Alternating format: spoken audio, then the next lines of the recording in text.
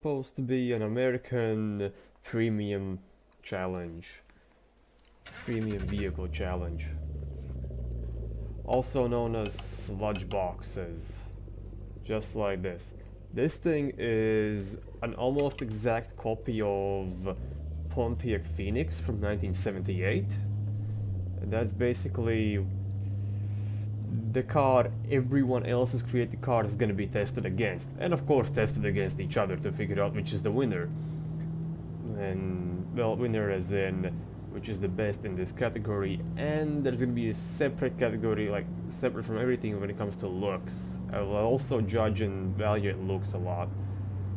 Anyhow, the point is to make a late 70s, early 80s American premium vehicle. It can be premium of almost anything. Family, utility, city premium, just whatever. It has to be premium. Well, do somewhat decently in the premium, any of the premium categories. So what I will judge is periodically correct looks of the vehicle, just like this one, and of course there are going to be limits, the requirements for the challenge itself, and not the challenge itself, I mean when it comes to the car build off. But before I get into that, let's talk about some basic things. When it comes to the engine, it's supposed to be, well, actually you can go with whatever you want when it comes to the engine, but it has to be 91 octane raw, that is, and it has to have a catalytic converter. Any kind of cat just has to have one. Why? Because in like late 70s, oh, the indicator didn't turn off. Anyway, in the late 70s, America actually started caring about fuel prices, emissions, and all that stuff. So yeah, that was kind of a mandatory thing, and it was quite new for these kind of cars. And the engines were so badly restricted, the cars were really underpowered for their bodies. Just like this one, it has a 5-liter V8, the 305 cubic inch, but guess how much horsepower? 120. That's it, 120 horsepower for that kind of an engine displacement. That's because it was restricted so badly just to have some decent fuel consumption, which is still complete rubbish when it comes to nowadays standards. And so it wouldn't pollute as much, but it still polluted shit ton because, well, 5 liters of that engine with a carburetor was not efficient, not really. But that's what they did, and that's what I want to make a challenge of, building those things.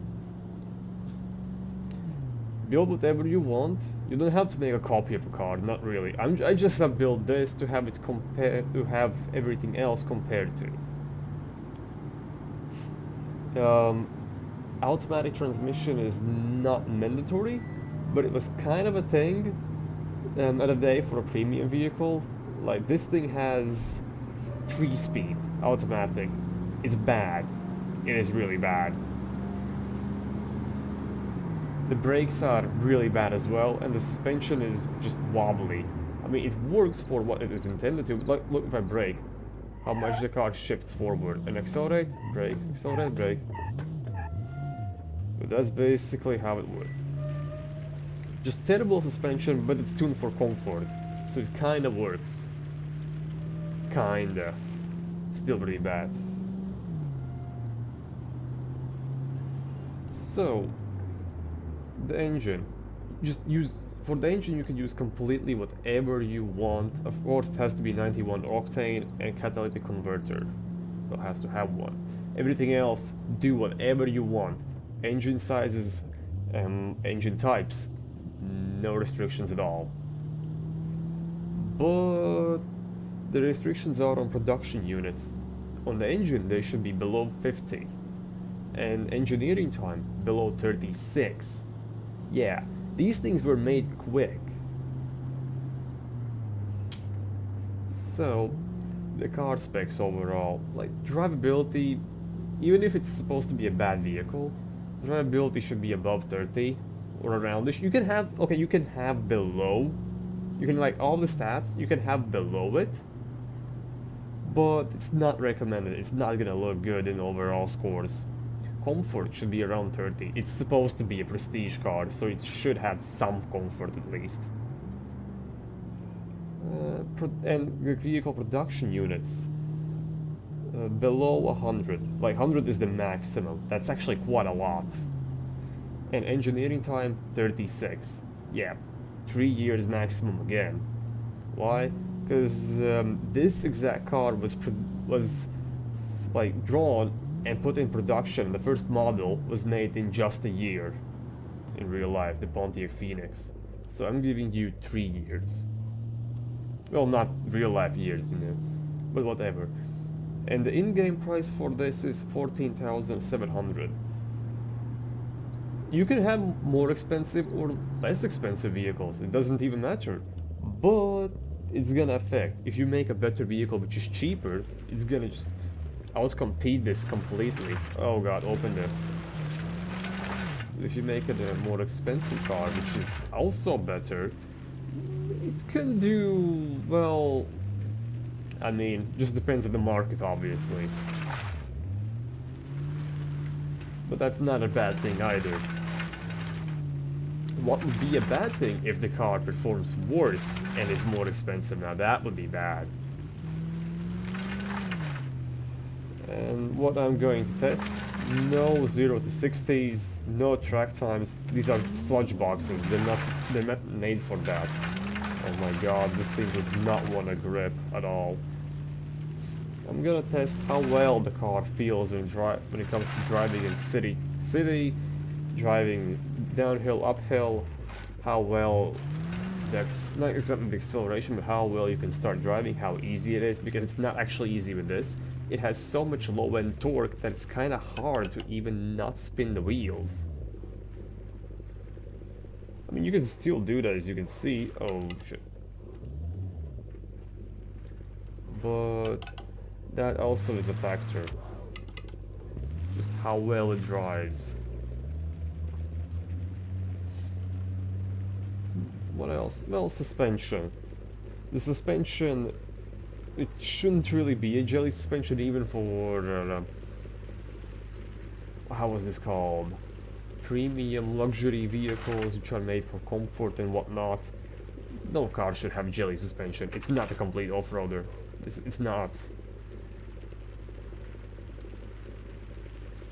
But I mean, and when I said going around the track, yes, fine, handling will be tested, which means going faster than the average city speed, but it's not gonna be tested on racetracks and it's not gonna be timed.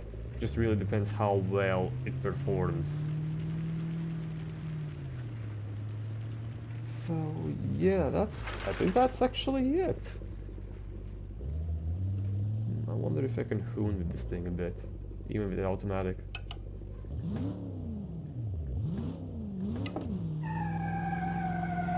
Oh, those one-wheel burnouts, not enough power at all. And this is like pedal to the floor.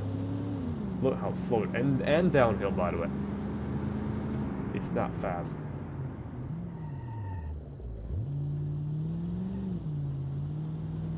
This is pedal to the floor again. Okay, not there. Okay. And yeah, the engine is modeled to be as precise as possible when it comes to it being in real life. And so is the body, but I mean, you can't really replicate the body in automation. Well, you cannot do it properly. Messing with indicators? Is why the fuck not? I find them fascinating. I don't know how I managed to make these rear lights, but I really like how they look. I love these things. I love things from the 80s overall. And pedal to the floor. Look how fast it is. Oh, hell yes. The G-forces, amazing.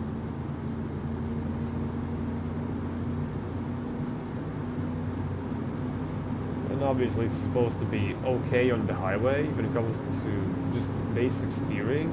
like minimal steering, just corrective steering, and top speed. The top speed on this is just horrible. Don't even bother reaching top speed in this exact vehicle because it's bad. It doesn't have power to do that. 134, it's really, really low. It needs a downhill because the gearing is just like way longer. It has power. It has some more power, but not gonna happen. It's not gonna happen. Not in this thing. Not on flat ground like this.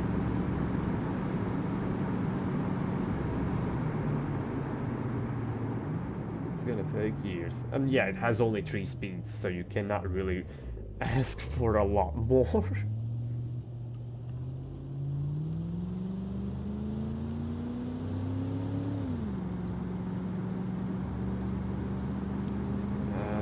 Fuck it.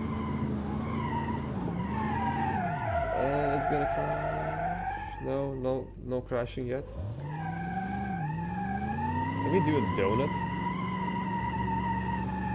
Oh, almost. Gotta throw it around a bit. Come on, a donut, give me a donut. Oh shit, that was a wall tap, that ruined it. One wheel fire. Come on, spin. There we go. Yeah. This is not really fun to drive, but I like it.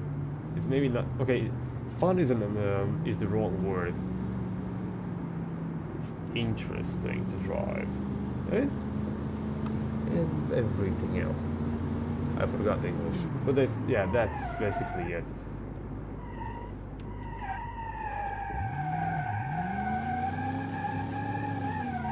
Sludge boxes.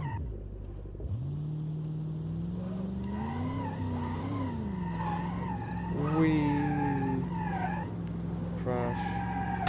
Purpose crash. And it's dead. Done.